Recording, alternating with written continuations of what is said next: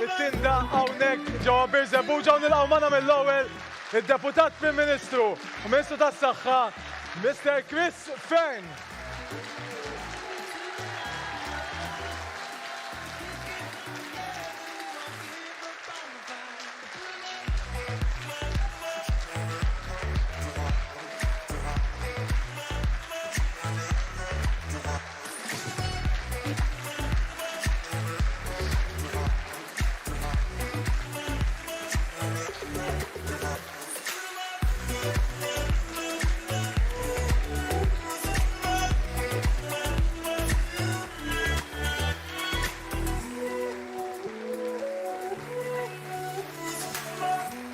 Sometimes it's hard to tell what we're really living for. Hear the voices calling out from the streets, singing, get ready for more. Singing, get ready for morning. Put 'em up too high.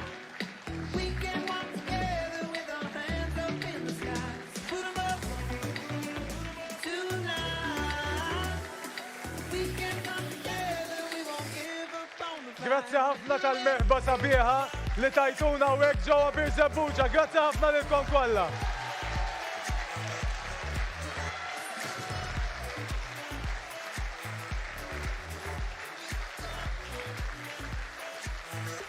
U issa li kulħadd sa postu insellmilkom u nirringrazzjakom ħafna tal-li oġobkom tkunu magħna il-lejla għall-programm favorit tagħkom Awla. Din id-darba Awla wara sentej b'differenza. Għaliex? Għaliex l-ewwel darba fil-programm tagħna li għandna udjenza. Grazzi ħafna.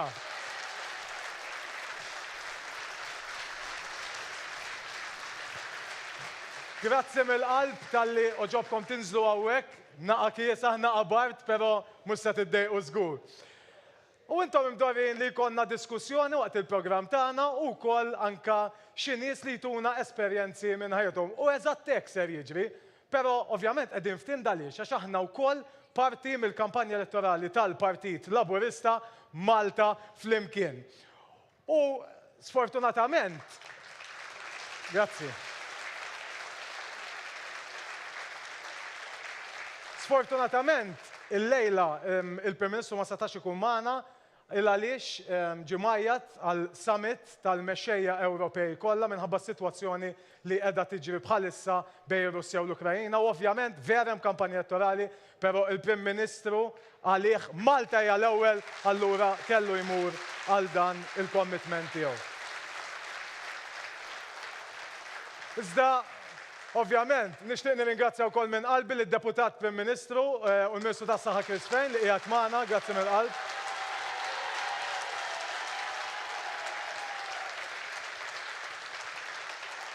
U kif nista' qiegħed f'dan id-distrett u ma ngħidx hello lill-kandidati kollha fuq il-lista tal-Partit Laburista li se joħorġu fuq dan id-distrett.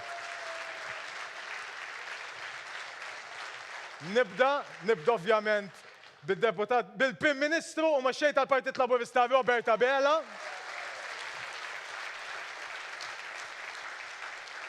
Lill-Ministru Owen Bonnici. Gianluca Cutajar. Ministru Miriam Dalli. Omar Farrugia. Ministru Giulia Farrugia Portelli. L-Onorevoli Jean-Claude Mikallef. Joseph Sammut. U s-Segretarju Parlamentari Stefan Zvinzo Azzopardi.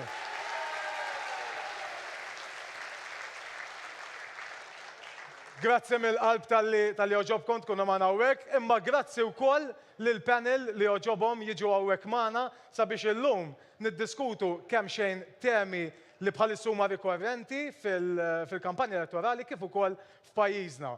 Nibda bi pjaċir il-perit Ian Camilleri li kien li ħolhom il-proġett tal-Furjana. Grazzi Perit tal-qiegħed magħna. Kont il-Perit li ħlomt fuq il-proġett li ġie mħabbar issa fil-kampanja elettorali ta' Triq Sant'Anna. Jiġifieri ma kienx proġett żgħir, ħa nitkellmu aktar tard miegħek Perit fuq dan il-proġett. Bi pjaċir kbir ukoll għandi lil Charmaine Caruana li hija f'pajjiżek Charmaine. Bir-Żebbuġa. Charmaine hija sit ta' bosta child care centers hawn Malta, però wkoll persuna li għandha storja sabiħa ħafna lina. Grazzi tal-li oġbok li naqgħod magħna, Charmaine. Which li kull meta tarak, isek tassoċjak mawla sirna, Jeremy. Wis qed inġibuk. Jeremy Camilleri, sinjuri, opinjonista.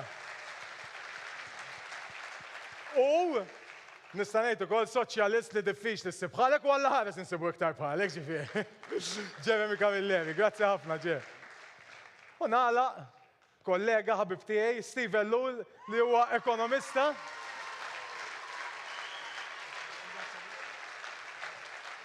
Opinjonista, analista ekonomiku u llum ġejt bil-supporters miegħek isek. Ringrazzja lilek u din il-vibe vera pożittiva li għandha Xiġmiel, llum, xiġmiel, grazzi ħafna.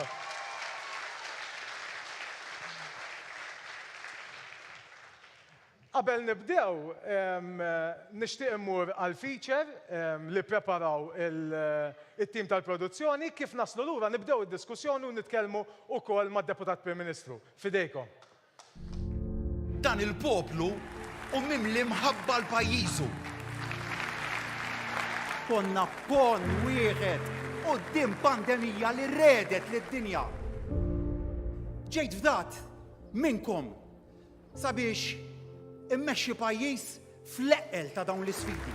Iżda, illum nistgħu ngħidu li għelibna ħafna minnhom. U għelibnihom għax konna flimkien. Tim wieħed maqut, Tim Malta. Ejja niġbdu ħabel wieħed biex mir-rebbija li ġejja dan il-pajjiż ikun jista' jkompli fit-triq tan-normalità. Se niddeċiedu fis-26 ta' Marzu. Għax mal-moment li jibda l-isbaħ perjodu għal-familji Għawċin u Maltin jien irridkom iffokati biss fuq dak li huwa għażiż għalikom fil-ħajja ta' kuljum.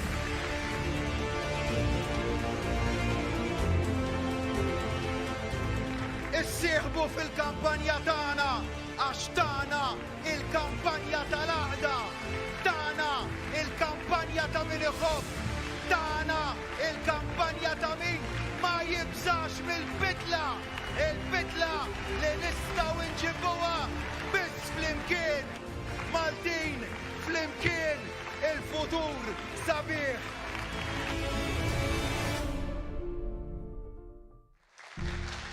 Dan il-poplu u min li mħabba l-pajjiżu. Ġibilta feature u fl-aħħar mill-aħħar, Deputat Prim Ministru ħanibda bik. Ma ddewx ħafna ġranet għadhom erbatijiem. Kif kienet sissa l-kampanja elettorali għalik? Grazzi Luk, merħba Bir-Żebbuġa, grazzi ta' dil merħba kbira li din it-tuna palma ċiġri ġo kull belt u raħal li qed nżuru ma' Malta u Għawdex. U ninaqat miegħek Luk billi nsellem il-Prim Ministru illi llum qiegħed Brussell kif qed inti. Aħna Malta għaddejjin bil-kampanja elettorali, id-dinja baqgħet għaddejja. Sfortunatament illum rajna xeni tal-biża' fil-Ewropa tal-Vant u l-Prim Ministru flimkien mal-mexxejja l-oħra Ewropej illum qegħdin jiddiskutu ta' kif irridu nagħmlu biex inbedu l-gwerra minn pajjiżna u mill-Ewropa. Insalmu l-Prim Ministru għax-xogħol illi qed jagħmel f'isemna u f'isem il-Maltin kollha. Il-Malti, Luk, il-Malti jgħidlek il-ġurnata minn filgħodu torik. U mill-ewwel sigħat ta' meta l-Prim Ministru saffar is-suffara, il-poplu seta' jara differenza ċara bejn żewġ partiti. Partit li huwa lest, preparat, bi programm sod, bi proposti sodi, Partit Laburista, u Partit Nazzjonalista illi minkejja li ilu 5 snin fl-oppożizzjoni, u ngħiduha kif inhi meta tkun fl-oppożizzjoni. Partit fl-oppożizzjoni l-unika ħaġa li għandu jagħmel hu li jipprepara l-elezzjoni. M'għandu xejn iżjed jagħmel. il-gvern, partit fil-gvern ikun qed imexxi u jieħu deċiżjonijiet minn ġurnata l-oħra, partit fl-oppożizzjoni jipprepara għall-elezzjoni. Minkejja li kienu 5 snin suppost jipprepara, kif saffarna s-suffara, aħna konna preparatu tlaqna niġru u huma laqas biss jafu x'laqathom. Fil-fatt l-unika ħaġa li laqtuthom żguri illi fl-ewwel ġurnata tal-kampanja tal-qulhom 4 mill-aktar deputati popolari illi kellhom fil-partit tagħhom. Min naħa l-oħra aħna lesti u preparati. U fid-door to door li qegħdin nagħmlu kull min hu kandidat qiegħed iħabbat il-bibien u jmur għand in-nies u jintaqa' fil-pjazzes u fil-gażini u fil-ħwienet maċ-ċittadini qegħdin naraw rispons qawwi għal proposti illi mal-ewwel aħna bdejna nħabbru. Proposti illi huma sodi, proposti li huma studjati, proposti li nafu kif ħanħallsu għalihom u minn fejn ħejġu l-flus, proposti li ħajatu ħajja aħjar, il-familji, il-ħaddiema, ħannaqsu t-taxxa lil min jaħdem u ħannaqsu t-taxxa lil min iħaddem. Għax aħna l-partit mhux ta' wieħed kontra l-ieħor, imma aħna l-partit ta' kollha flimkien, ta' Malta flimkien, aħna il-partit ta' Malta u Għawdex kollu. Ħanollu l-pensjonijiet. Għax aħna il-partit illi daħħal il-pensjonijiet ġodda l-pajjiż u allura l-anzjani għandhom biss garanzija fina illi sena wara l-oħra ħankomplu nżidu l-pensjonijiet għall-anzjani tagħna. Illum il-pensjoni aħjar mis-sena li għaddiet u s-sena d-dieħla jekk jerġa' jkun hemm gvern laburista, il-pensjoni tkun aħjar milli din is-sena. U ta' wara wkoll, u ta' wara wkoll, u ta' wara wkoll. U kull proposta illi nagħmlu hija studjata u hija kalkulata. U qed ngħidu kif ħajjiġu. Ara huma, tant ma kellhomx idea, l-unika ħaġa li qalulna hu illi ħajamlu ma nafx x'qed isejħulhom ħafna proposti li għandhom x'jaqsmu qalu mal-ekonomija, ħafna minnhom diġà jeżistu. U mbagħad meta saqsuhom il-ġurnalisti kif ħajħallsuhom, qalulhom billi nagħmlu d-dejn. Politika ekonomika tal-passat. Minnu interessat fl-istorja politika reċenti, jiftakar il-ċertu Bonello Dupri, illi kien ministru fi żmien Fen Akadami, illi soluzzjoni tiegħu kienet għamlu d-dejn illum u mbagħad iħallsuh uliedna u uliedna. U jekk jerġa' jkun hemm Partit Nazzjonalista fil-Gvern, hekk jerġgħu jagħmlu. Proposti tagħhom huma proposti ta' dejn. Aħna fuq kollox luk.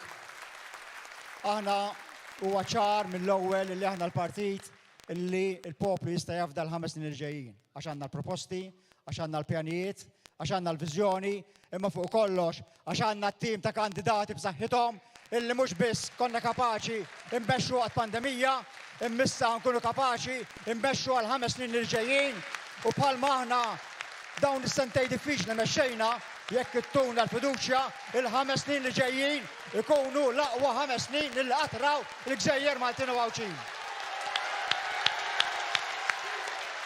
Grazzi ħafna, Deputat Prim Ministru. U għal min isegwi l-programm tagħna mhux soltu nħalli xi ħadd jitkellem daqshekk, però kif tista' twaqfu b'diskors bħal dak, Deputat Prim Ministru, ma nistax. Però lin-nies li għandi fuq il-panel hawnhekk mhux se ntikom l-istess ħaġa, ġifieri ittawlux ħafna jogħġobkom ta'. Mela, bdiet il-kampanja elettorali kif qal id-Deputat Prim Ministru u fl-ewwel ġurnata varajna bħala partit proġetti ta' 700 miljun fuq proġetti ambjentali. Fosthom il-proġett ta' Triq Sant'Anna. Proġett enormi, proġett massiv. Kienu jgħidulna toqgħodux tivvintaw. Daw mhux affarijiet li jsiru, daw tal-ħolm.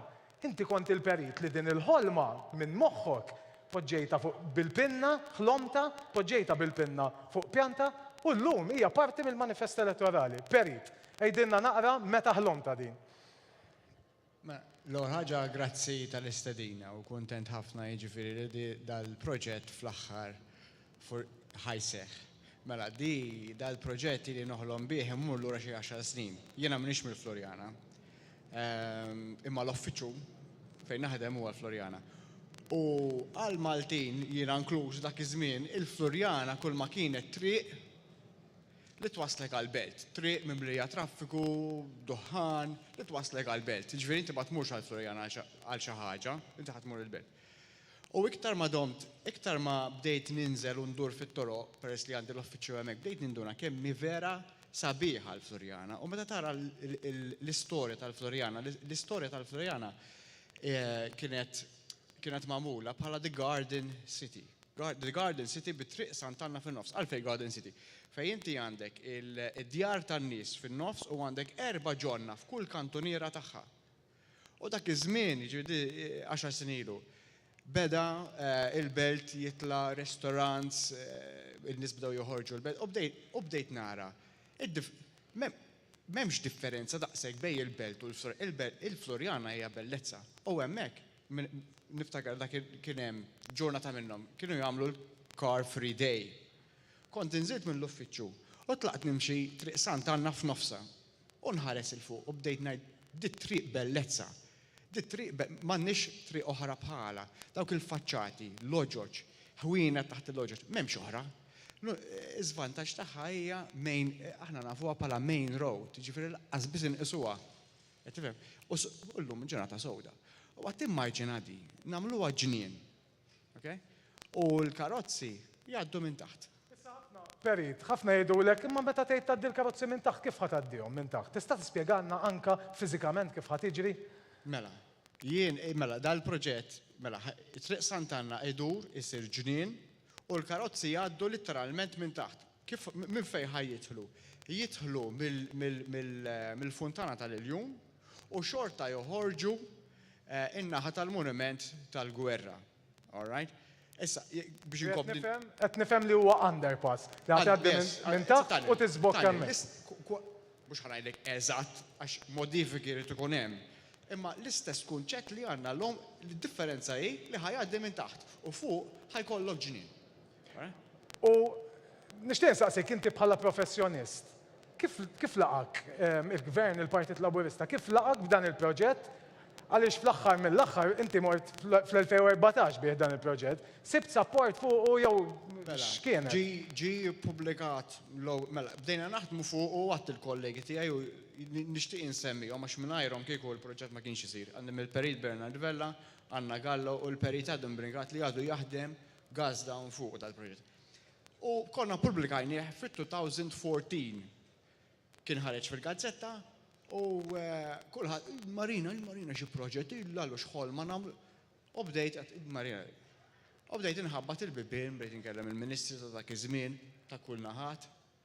Iwa sabiħ, imma diffiċli ta' għandna x'nagħmlu, sabiħ u fuq karta sabiħ. U dak iż-żmien Aron Farrugia laqas kien fil-Parlament. Kien bagħatli, xtaq jintaqa' miegħi. U fuq dal-proġett, imma konx nafu għankun dejjem kienu wera interess. Jien ma tantx tajt każ, kontu rejtulu ma tantx tajt każ. U mbagħad ma' żmien jiena komplejna naħdmu fuq u xi kultant nerġa' nippubblikah biex nerġa' nqajjem biex nerġa' nqajjem u kull darba jiġi pubblikat ħolma. Meta sar il-Ministru tal-Ambjent, Aron Farrugia, għatlu nixtieq nerġa' nkellmek u nurik dal-proġett li kont ġarajt biex nara għadek x'interessat. Għalli iva għaddi interessat ħafna, l-unika ħaġa ovvjament irid jgħaddi mill-kabinet. All right? Poġġieħ qudiem il-kabinet, għadda mill-kabinet, meta għadda mill-kabinet sejjaħli u għalli jien nixtieq peress li ħriġ bl-idea inti, nixtieq li inti tkun parti mid-design team għal dan il-proġett. Ovvjament, daw il-proġett tal-gvern mhux privat. U jien ovvjament ħadd gost ħafna biha għax. Il-ħolma tiegħek nistgħu ngħidu li ser issir realtà jekk il-Gvern Laburista jerġa' jingħata l-fiduċja.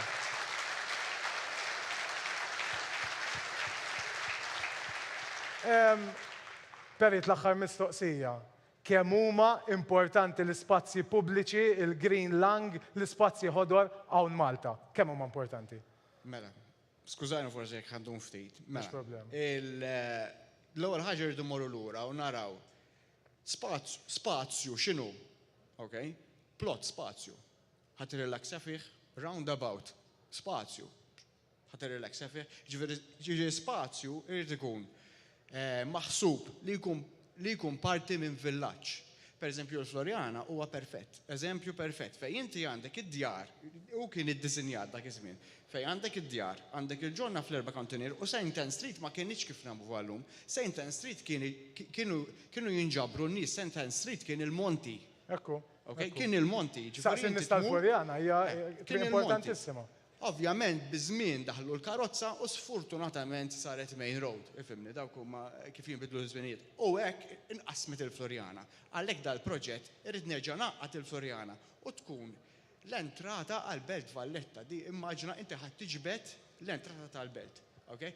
Issa, biex nirrispondi l-mistoqsija tiegħek għalfejn importanti, hemm tliet affarijiet importanti għall-ispazji. L-ewwel waħda hija soċjali.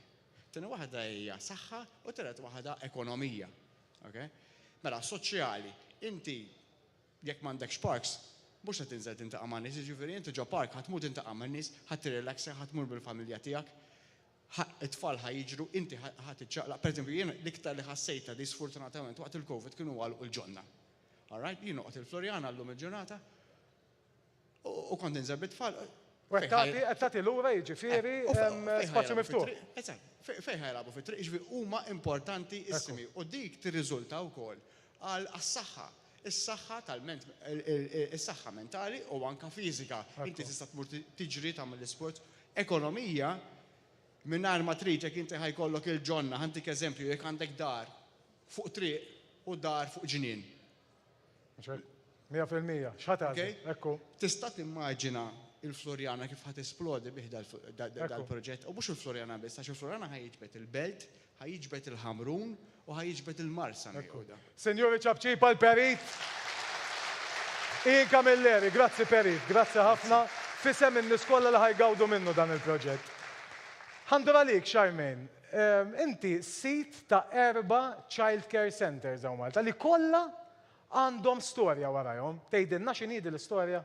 L-ewwel qed nirringrazzjakom tal-istedina li ġiet bl-ħsieb għax rajt artiklu fuq Facebook u ma ġobniex jiena bħala mara u ddeċidejt li nikteb il-ħsieb tiegħi. Spjegalna naqax kien dal-artiklu?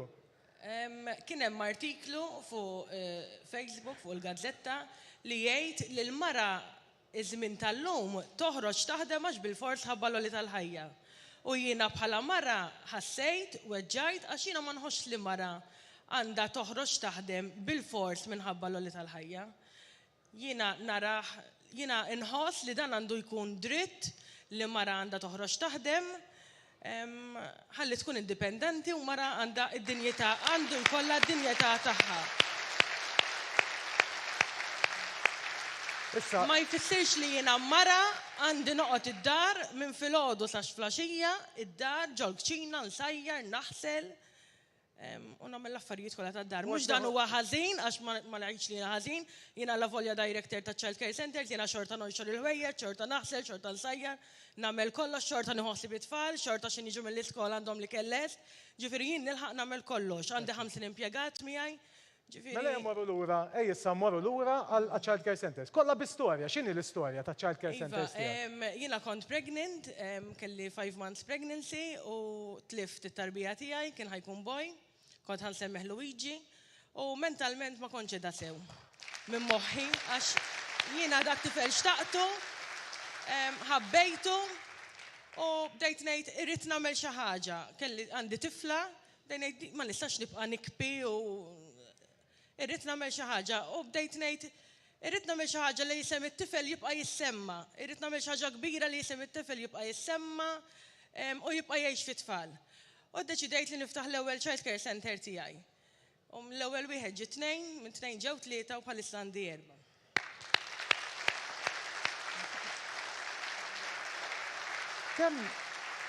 Kemm kien importanti l-għajnuna li dak il-gvern, anke meta ġejt biex tiftaħ l-ewwel it-tieni, it-tielet Child Care Center.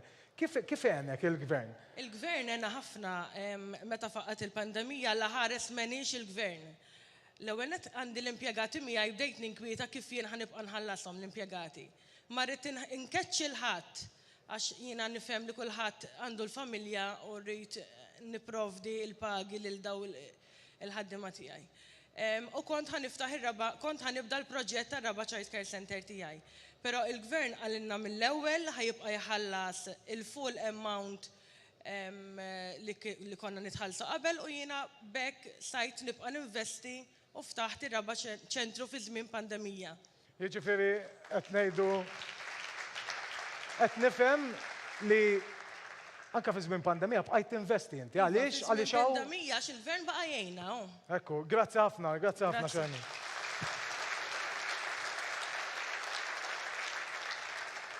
Mela, Jeremy minn għalek ħandur fuq, ovvjament l-għawa u ħandur fuq Steve. Steve,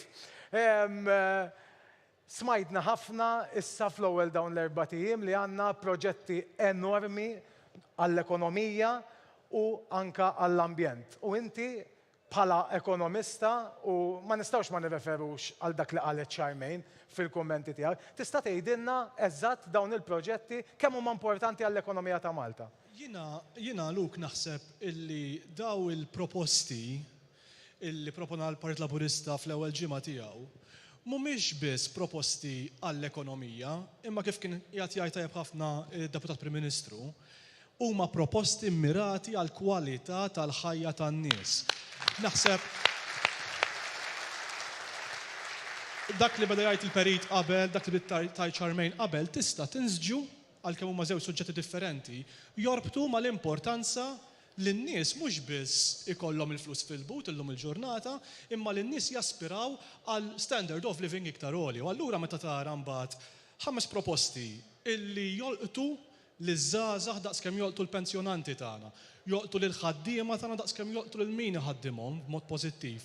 U jiena ngħid il-proposta ċentrali forsi ta' 700 miljun euro fit-tħaddir ta' dan il-pajjiż, fl-ambjent ta' dan il-pajjiż, naħseb illi huma kollha proposti illi jisiltu l-importanza tal-kwalità tal-ħajja illi nistgħu nġibuha biss u nieħu pjaċir nisma' anke l-Prim Ministru jitkellem dwar dan f'kull speech, jekk tinnutaw f'kull speech illi qiegħed jagħmel il-Prim Ministru qiegħed jitkellem fuq ekonomija dekarbonizzata li tista' tinstema bħala xi ħaġa komplikata.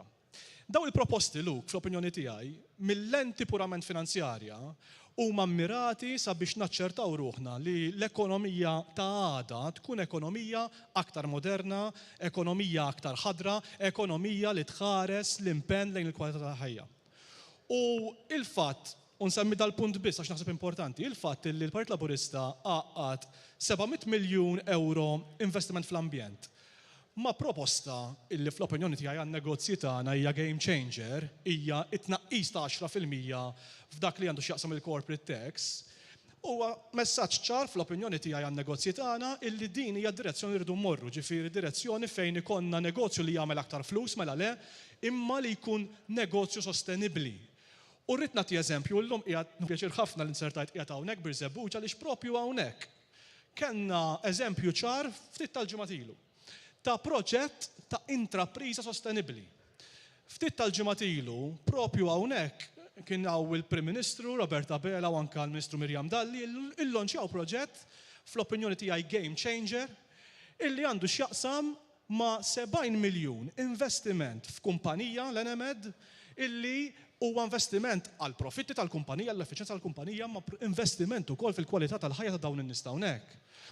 Proġett illi ħassabtan viċin ħafna nista' bir-Żebbuġa jafu għax qiegħed nirreferi fejn ġew investiti 70 miljun f'equipment ħafna iktar modern, state of the art, ġifieri kull min għandu x-xorti jmur hemmhekk jaf tajjeb għal fejn qiegħed ngħid. Biex inkunu nistgħu nagħlqu din il-pjaga li kien hawnhekk it-31 March kulħadd jaf in-nies ta' bir-Żebbuġa x'kien ikun hawn hawnhekk il-ħin kollu bit-tankijiet ta' għaddejjin kien ikun hawn 88 vjaġġ kuljum. Qed nitkellmu fuq qisu 10 tankers għaddejjin il-ħin kollu minn ġol qalba ta' bir-Żebbuġa kull siegħa.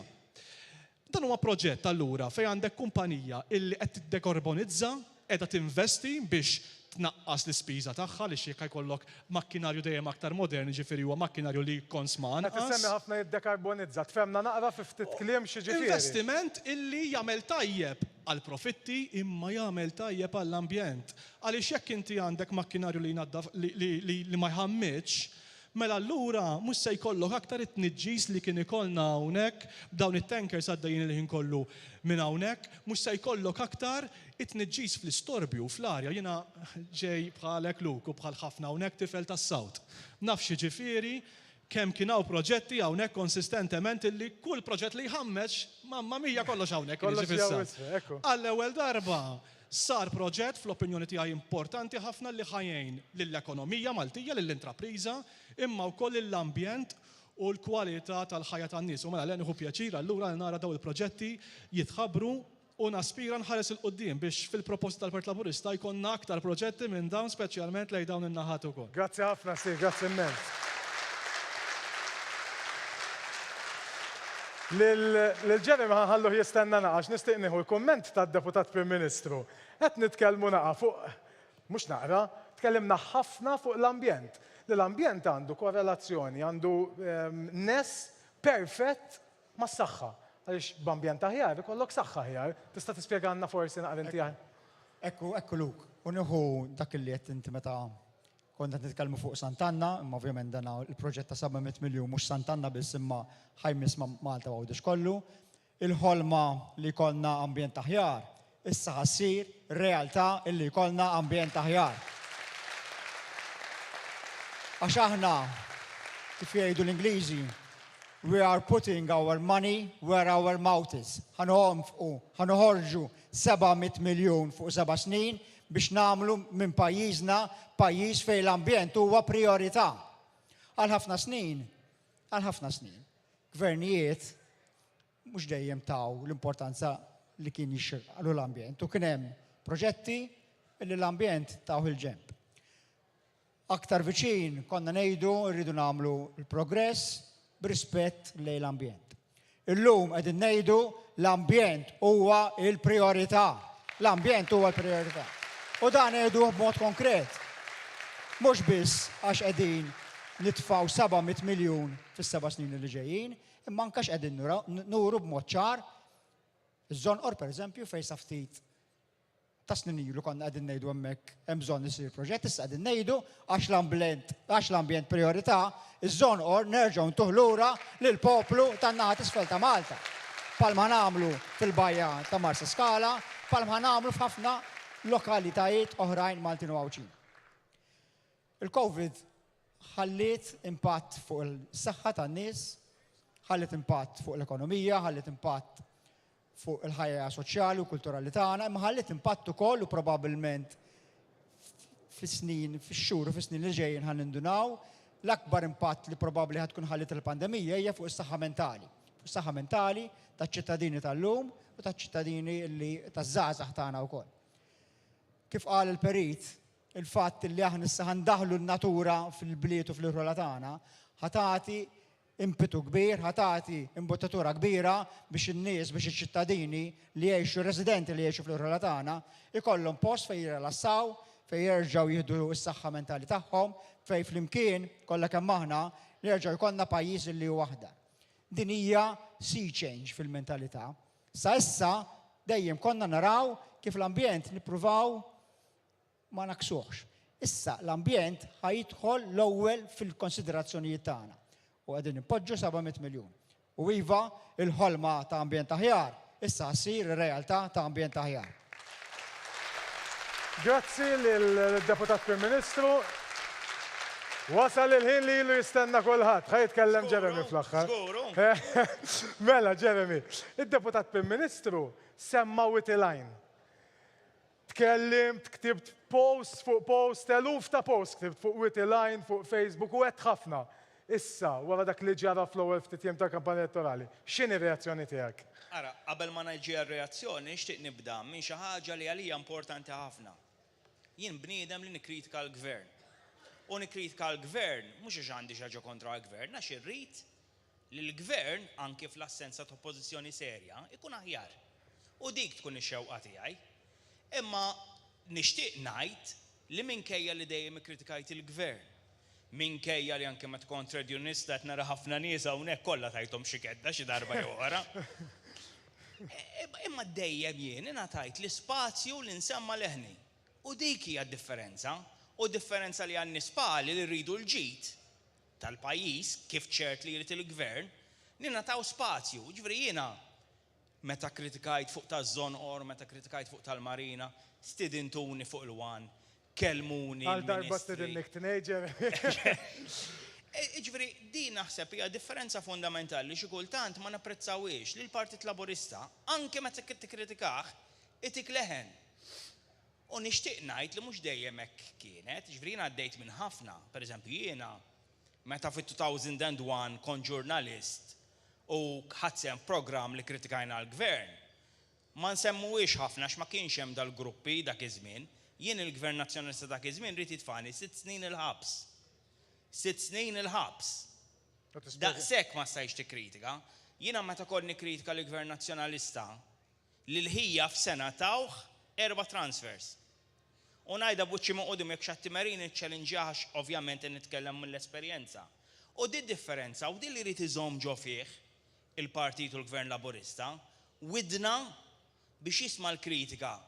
Il-kritika ġenwina ta' min veru però jixtieq il-ġid lill-pajjiż.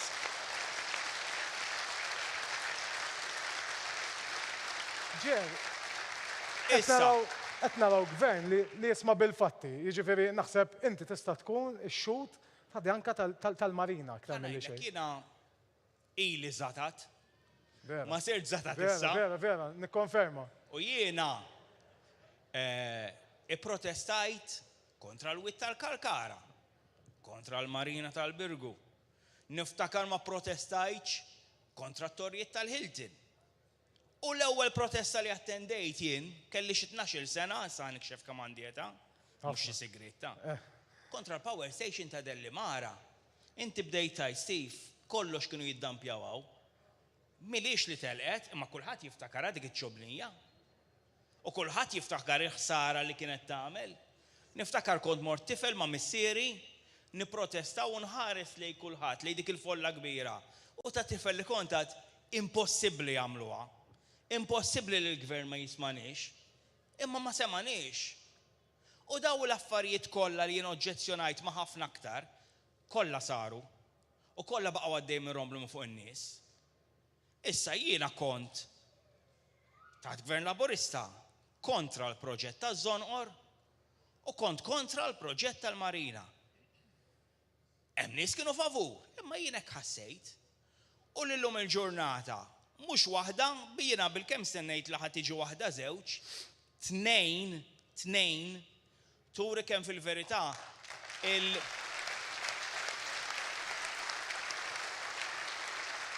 il-kunċett ta' gvern li jisma' huwa reali. U mhix kwistjoni li l-Partit Laburista kien jgħidha fl-oppożizzjoni u meta daħal fil-gvern beda jinjora lilna. Għajtu tisimgħu u napprezzaw ħafna s-soċjetà ċivili ta' veru.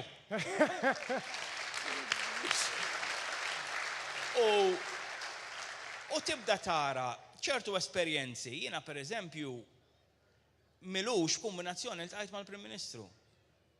U l-Prim Ministru beda jsaqsini b'interess għalfejn jiena kontra l-proġett tal-Marina. U bdejn nispjegalu u jtik l-impressjoni li qed jisma'. Ġiru mhux qed jgħid isma' da minnu Jeremy minnu, issa jikteb sejtus fuq Facebook ta' tuxkasu. Jisma' u mhux u biss qed nara MPs wara li semgħuna u tkellmu pubblikament. U llum ir-riżultat x'inhu? Gvern li qed jirrispetta id-deċiżjoni jew il-volja, ir-rieda tagħna l-iskalin. U dik għalina tfisser ħafna. Ekku, grazzi. Issa nixtieq inżid punt wieħed. Ovvjament, tipprova twaqfu l-Jeremy. Nixtieq inżid punt wieħed. L-isfortunatament mela jiena qed ngħid li hemm bżonn li nies ġenwini jikkritikaw. U nsellem gruppi pal Moviment Graffiti li kienu konsistenti taħt in-nazzjonalisti taħt Gvern Laburista dejjem jikkritikaw. Però ma nistax ma ninnutax u ma nweġġax meta dara nies li kienu fil-protesta kontra l-Marina x'ma xtaqux li ssir. Kważi ddispjaċuti issa li mhux ħassi. Kważi ddispjaċuti għajd, inkredibbli. Vera. Inkredibbli.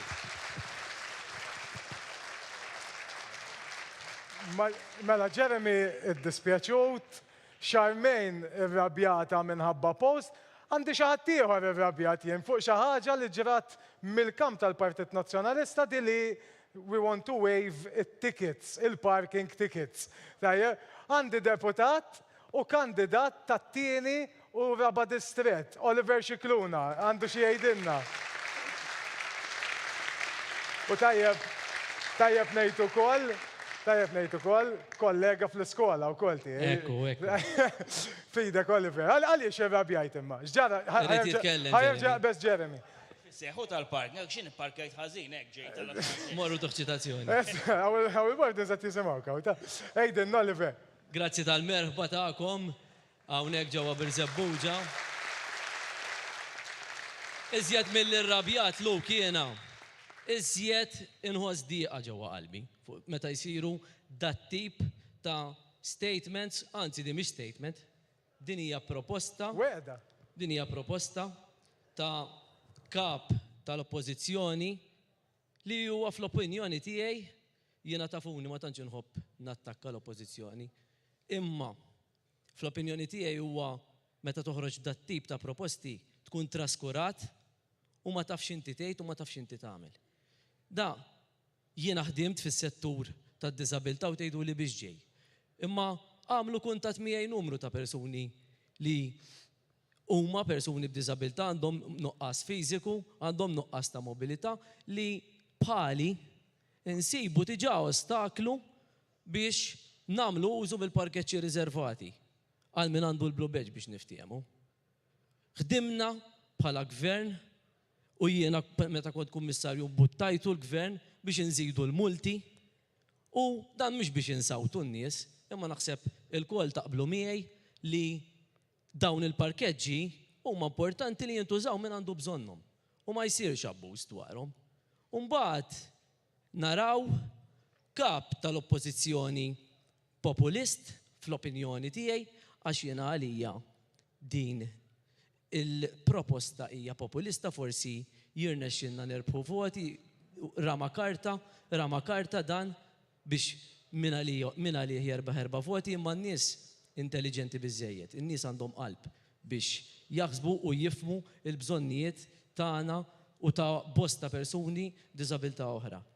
U jgħidilhom ma jimpurtax, inti tista' tmur tikser il-liġi, ipparkjalhom fil-parkeġġi, għamlu li tridu. Importanti li ma tagħmlux iżjed minn wieħed f'sitt xhur. Imma isu u ma nafx xejn jiġri bil-sistema tal-punti, taħwit u tgerfix u frejjeġ. Jiena ħaġa waħda ngħid, fis-26 ta' Marzu ta' din is-sena ħajkonna għażla importanti. U l-kol kemm aħna kapaċi narfu minu responsabbli u min jaħdem b'moħħu u min jimpurtaħ minnkom. Min bil-maqlub qed jipprova jimmanipula lin-nies biex jerbaħ voti jew tnejn. Dik hija xi ħaġa miskina u dik mhix tirrabjani lili, imma tqabbadni dwejjaq. U jiena għalhekk b'appoġġ sħiħ lejn Robert Abela u l-Partit Laburista ejja narfu min vera jrid il-ġid tal-poplu Malti u Għawġi. U mmorru u nivvotaw għall-Partit Laburista u l-kandidati kollha. Grazzi, Oliver. Appellu messaġġ veru mill-qalb u naf li ġie apprezzat ukoll hawnhekk man-nies preżenti u daw kollha li qed iseguna mid-dar. Qed isem il-kandidati għandna kandidat ieħor din id-darba fuq l-ewwel u s-seba' distrett għandna lil Chris Grima li wkoll jixtieq jaqsam xi ħsibijiet magħna. Fidek, Chris. Grazzi Luke, grazzi Birzebbuġa tal-merħba sabiħa li qed tatuni hawnhekk. Partit Laburista fil-Gvern huwa garanzija ta' serħan il-moħħ. Minn sitwazzjoni ta' excessive deficit procedure fil-2012, illum il-pajjiż wara din il-kriżi ekonomika li kien hawn f'ħafna pajjiżi madwar id-dinja mhux hawnhekk biss, ħanedu f'sitwazzjoni fejn għandna ċertifikat fejn din is-sena ser ikollna l-akbar tkabbir ekonomiku fl-Ewropa. Taħt tmexxija ta' Gvern Laburista minn sitwazzjoni fejn kien hawn aktar minn 7,000 ruħ tfittex ix-xogħol, f'sena ta' pandemija li għamlet l-iktar ħsara mit-tieni gwerra dinjija law, il-qatt f'Malta niżel għal livell rekord ta' madwar 1500 ruħ tfittex ix-xogħol. Għall-ewwel darba fl-istorja Malta rat gvern li matul leġislatura sħiħa ma żied l-ebda taxxa. Anzi, qegħdin naraw ukoll li weda għall-elezzjoni li ġejja hija dik li naqqas b'10% li semmejna ftit ilu it-taxxa fuq il-kumpaniji. din mhix se teffettwa biss il-businesses, ħadd effettwa wkoll il-familji. Gvern li juri kuxjenza soċjali bil-fatti. Gvern li fi żmien ta' sfidi kbar daħal biex jgħin lill-ħaddiema fejn kien hemm min kien qed jgħid li ħafna nies ħajspiċċaw bla xogħol is-sena l-oħra. Partit Laburista mmexxi minn Robert Abela jifhem li jgħin lill-ħaddiema kif ukoll lil min iħaddem għax bekk jasal il-ġid għand kulħadd. Gvern Laburista ta' dinjità lill-Maltin fejn qabel persuna ridet taħdem bil-fors. Illum hemm l-għażla. Dan huwa gvern li jgħin biex il-Maltin u l-Awċini jkomplu javvanzaw anke fl-istudju tagħhom ta' inċentivi biex anke waqt ix-xogħol nistgħu nistudjaw u nimxu l-qudiem. Il-poplu huwa l-aktar riżorsa ekonomika importanti li għandu pajjiżna u dan il-gvern ara f'dan il-fatt u kompla jsaħħu. Il-proposta bħal dik ta' 700 miljun li nsemmu fuq 7 snin għal ħolqien ta' pulmuni fil-bliet u l-ħula tagħna u l-miżura tal-first time buyers l-għajnuna li ħajati għajnuna ta' 1,000 euro fis-sena għal 10 snin. Kemm ser tir familji din il-miżura u kemm ħajkun l-aktar nies li ħajkunu sidin ta' djarhom. Għalhekk huwa importanti li fit-26 ta' Marzu kulħadd joħroġ jagħti l-appoġġ tiegħu lill-kandidati kollha tal-Partit Laburista biex il-pajjiż tagħna jibda jimxi l-qudiem. Grazzi. Grazzi ħafna il-kandidat fuq l-ewwel u s-7 distrett Chris Grima. Ħandur l-aħħar interventi għak deputat Prim Ministru. Dal-għodu nidejt, varajt, ftaħt, ma nafx eżatt kif tittejda, insomma ħatejda ħjar inti. Il-Gżira Health Center li żgur taħt f'daw l-aħħar 9 snin ma kienx l-ewwel wieħed li ftaħt għaliex kull imkien naħseb kull belt jew raħal kważi għandha health center tagħha. Tgħidilna naqa l-importanza ta' dawn il-health centers. Fidejk. Iva Luk, Iva dal-għodu fl-imkien mal-kollega segretarju parlamentari Alex Muscat u kien hemm Alex Mana għax il-fondi għal din il-health center ġdida rinnovata illi għandna fil-Gżira illi ħatibqa' tilqa' l-ewwel pazjenti minn għada 1,600,000 euro ġew mill-fondi tal-NDSF, ġew mill-fondi tal-IIP. Fondi li kien għal ħaddieħor Malta ma ġewx u li allura li kien għal ħaddieħor dal-investiment ma għamilniex.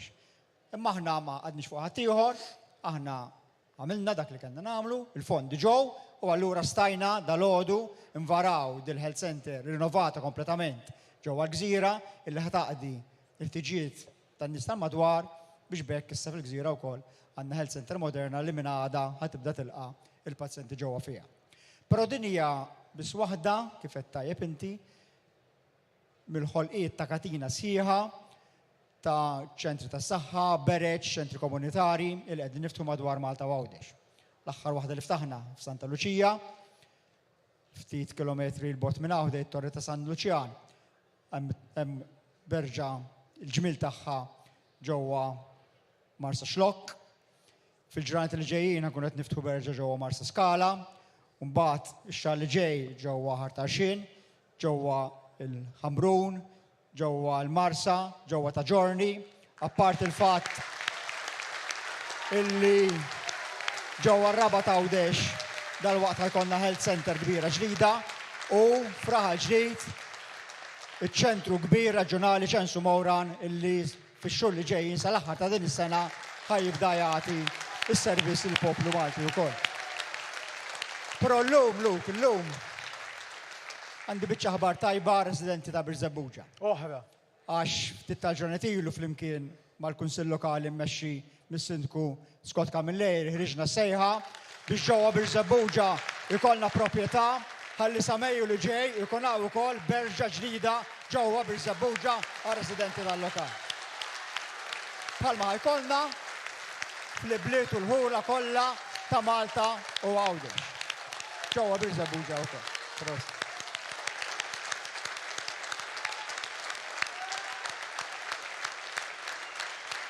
Dawn l-investimenti kollha, dawn is-servizzi kollha li qegħdin inżidu nistgħu nagħmluhom minkejja li għaddejna mill-pandemija. Il-pandemija ħalliet madwar id-dinja, f'ħafna pajjiżi madwar id-dinja, il-pandemija ħalliet. Is-servizzi tas-saħħa f'ħafna pajjiżi f'stat ta' diżastru. Ħafna pajjiżi ma leħqux mal-COVID u ma leħqux mal-affarijiet li ma kinux COVID. Aħna Malta Għax ħadna deċiżjoni għalija li jkollna biżżejjed vaċċin biex nagħtu l-poplu Malti l-ewwel doża, it-tieni doża u l-booster u għandna rekord dinji ta' kemm ħadna vaċċin ġewwa dal-pajjiż. Illum qegħdin f'sitwazzjoni illi mhux biss ħadna ħsieb in-nies tal-COVID, mhux biss nistgħu nagħmlu investiment fuq affarijiet li mhumiex COVID, imma saħansitra dalgħodu stajt inħabbar illi ċelebrazzjonijiet tal-ġimgħa kbira u tal-xoxt jistgħu jsiru mingħajr restrizzjonijiet, jistgħu jsiru b'mod komplet mingħajr restrizzjonijiet ta' xejn. Dan nistajna nħabbruh u nistgħu nagħmluh għax qed naħdmu l-kol bħala poplu flimkien, Malta flimkien u fil-5 snin li ġejjin jekk intkom ittuna l-fiduċja ħanibqgħu naħdmu flimkien biex ikollna saħħa aħjar, biex ikollna ambjent aħjar, biex ikollna pensjonijiet aħjar, biex ikollna kwalità ta' ħajja aħjar, biex ikollna Malta aħjar. Grazzi ħafna. Grazzi ħafna. Grazzi ħafna, Deputat Prim Ministru u Ministru tas-Saħħa Chris Fein. Grazzi ħafna. Mela, ħammorru il-panel. Kommenti konklusivi. Ta' koħan nibda minnek Perit u mbagħad nimxu kif nimxu s-soltu aħna fil-programm tagħna. Wara dak li smajt, wara dak li qedtilna, x'inhuma l-kummenti konklusivi tiegħek Perit? Jiena kif għatlek fil-bidu kontent ħafna li fl-aħħar dal-proġett ħajsir għax dan importanti, dan mhux għal Flurjana, dan huwa proġett tal-pajjiż, dan mhux proġett ta' politika, dan huwa proġett għal pajjiżna, ta' ħajtella l-Malta il-fuq, jiġifieri bħalma l-MTA nirreklamaw barra minn Malta għal waterfront il-Limdina. Triq Sant'Anna ħad tiġi wkoll parti minn dawk ir-riklami u ħajjiġbdu ħafna turisti lejn Malta, barra li tajjeb ħafna għall-familji Maltin. Sinjuri Perit, Inka Milleri, ċabċipa, grazzi. Xajmen, kommenti konklusivi tiegħek. Jiena bħala mara nemmen dejjem emmint, mhux għax għandi child care centers biss, dejjem kont nemmen hekk li mara għandha toħroġ taħdem għax għandha bżonn tkun indipendenti, ma nħoss li mara għandha tiddependi fuq ir-raġel jew inkella toqgħod tistenna l-paga tar-raġel biex mur tagħmel xara jew inkella biex mur tixtri xi ħaġa. Tajjeb li tkun indipendenti mara. Jekk mara ma jkollix ir-raġel, x'tagħmel tmut bil-ġuħ, it-tfal ma titwaħħomx. Ġifieri ma jfissirx li għax mara ikollha tfal ħadd titraskura l-tfal billi toħroġ taħdem. U il-Partit Laburista nemmen li kien strumentali bl-inizjattivi tiegħu sabiex il-mara toħroġ taħdem u tkun indipendenti iktar milli xejn. Iva, hemm ħafna affarijiet tajbin, il-Child Care Centers, hemm il-klabb ukoll 3-16. Hemm ħafna affarijiet, anki jekk ma tix taħdem full time, hemmx għalfejn taħdem il-ħinijiet kollha 40 hours a week, imma almenu toħroġ taħdem biex tkun indipendenti. Sinjuri Xajmen Karwana, grazzi.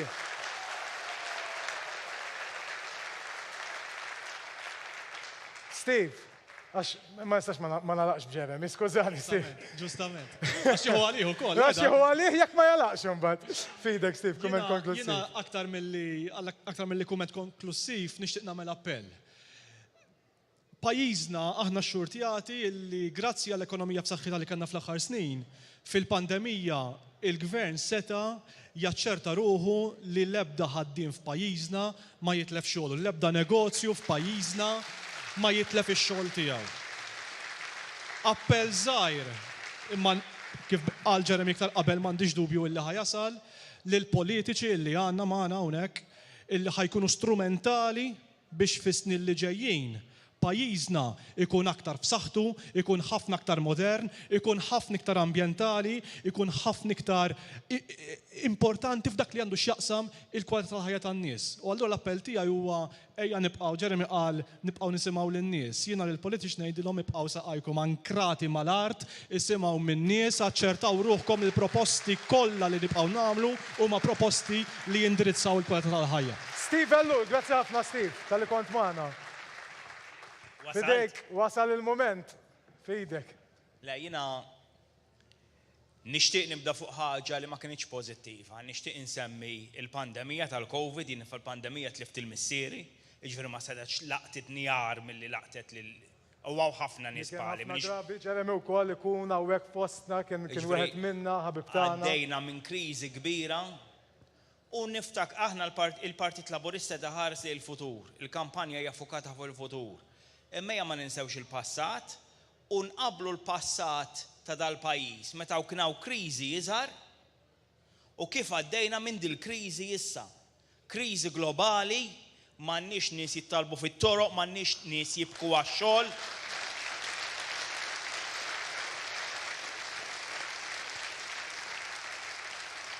Imma minflok qegħdin hawn ninkwetaw għax m'hawnx biżżejjed ħaddiema wara kriżi.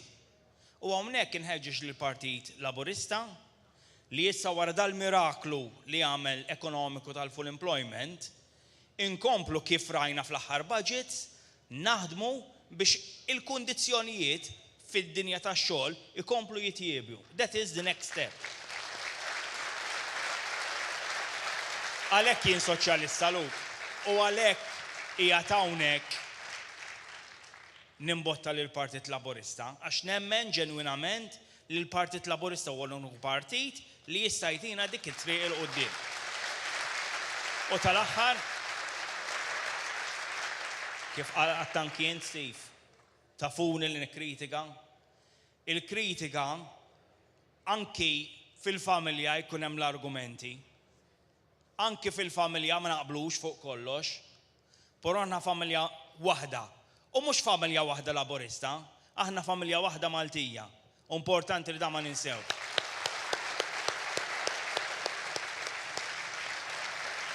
U naħseb dak huwa propju l-fulkru ta' xi tfisser Malta flimkien, Jeremy. Imnexxielek tiġbora b'mod eċċellenti. Ħbieb, jiena xtaqt ukoll infakkarkom li għada l-ġimgħa hemm żewġ attivitajiet fejn għandna Q&A mal-Prim Ministru ġewwa Ħażebbuġ fis-6:30 u mbagħad għandna wkoll l-attività taż-żgħażagħ li huwa il-Prim Ministru fost iż-żgħażagħ ġewwa l-Isla fit-8 ta' filgħaxija u ma nistax ma nfakkarkomx in-nhar il-Ħadd għandna rally Team Malta ġewwa it-Trade Fairgrounds tanna x-xahar fl-4 ta' wara nofsinhar. Jiena nħeġġiġkom li tingħaqdu mal-Partit Laburista f'dawn il-postijiet kollha sabiex nagħtu l-għajnuna nkunu dejjem wara il-Prim Ministru Roberta Bela. Jiena nixtieq nirringrazzja lil Perit Ian Camilleri, grazzi ħafna tal-li kont magħna, lil Charmaine Caruana, lil Jeremy Camilleri, lil Steve Ellul, lil Deputat Prim Ministru Chris Fern, u l-kandidati kollha li ħajamluna kburin f'din l-elezzjoni ġenerali fuq dan id-distrett. Grazzi ħafna Birzebbuġa, grazzi mill-qalb tal-li nżiltu hawnhekk u tajtuna s-support tagħkom. Jiena m'għandi xejn iktar x'nagħmel ħlief li nixtieqilkom il-lejl it-tajjeb u aħna nkunu magħkom bħallum ġimgħa eżatt fl-istess ħin għall-awla fit-tinda għall-kampanja elettorali mafna flimkien. Il-lejl it-tajjeb u grazzi. Dan il-poplu u mimli mħabba l-pajjiżu. Konna pon wieħed quddiem pandemija li redet lid-dinja. Ġejt fdat minnkom sabiex immexxi pajjiż fl-eqel ta' dawn l-isfidi. Iżda, illum nistgħu ngħidu li għelibna ħafna minnhom. U għelibnihom għax konna flimkien. Tim wieħed maqut, Tim Malta. Ejja niġbdu ħabel wieħed biex mir-rebbija li ġejja dan il-pajjiż ikun jista' jkompli fit-triq tan-normalità. Se niddeċiedu fis-26 ta' Marzu għax mal-moment li jibda l-isbaħ perjodu għal-familji Għawċin u Maltin jien irridkom iffokati biss fuq dak li huwa għażiż għalikom fil-ħajja ta' kuljum.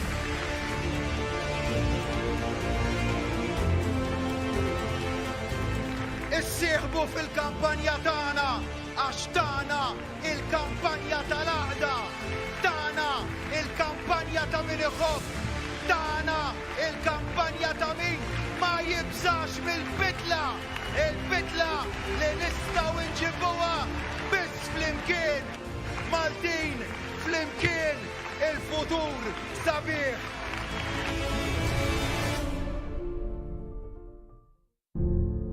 Dan il-poplu